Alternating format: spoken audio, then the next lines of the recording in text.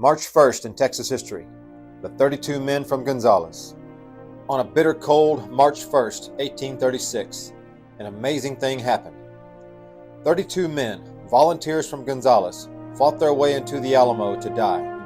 When the call went out for help, there were not very many takers.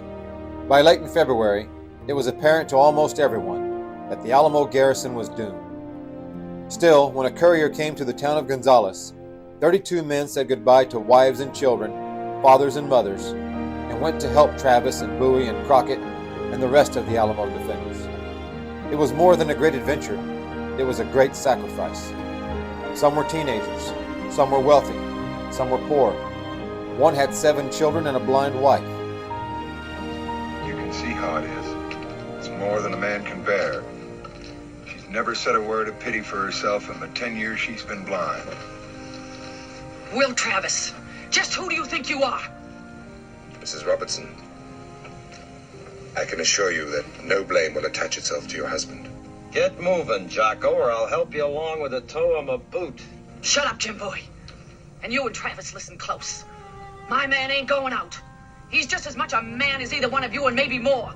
In spite of he ain't rich like you, Jim, or fancy educated like you, Will Travis. Now, Jocko, you get back up on that wall. Because you're just as good as any man that ever trod leather. And it's your right. And I can't see, but I'm just as good as any woman in Texas. And it's my right to go and leave you.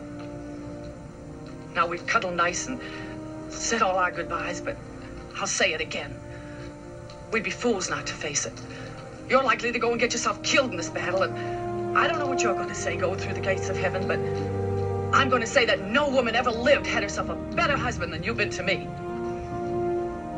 Now, go on.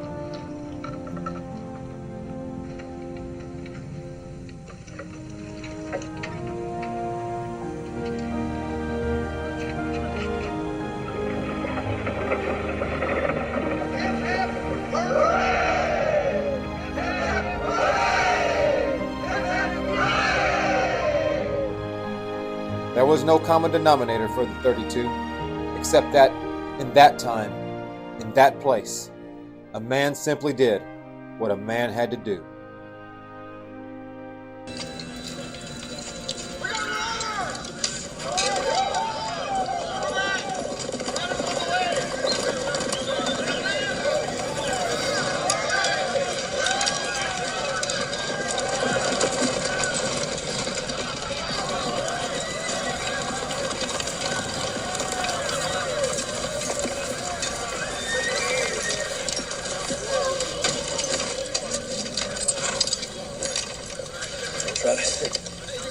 Crockett.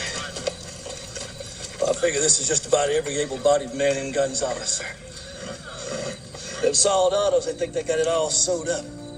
But you avoid the roads, there's just a little sliver you can just ease on through. And Colonel Fannin is behind you. He ain't here. I talked to him 3 days ago in Goliad. That summit said he'd be here. How many rode with you? Brought you 32 good men, sir.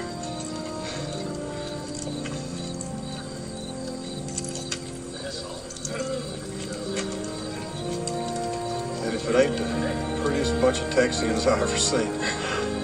Let's hear it for Gonzales, boys!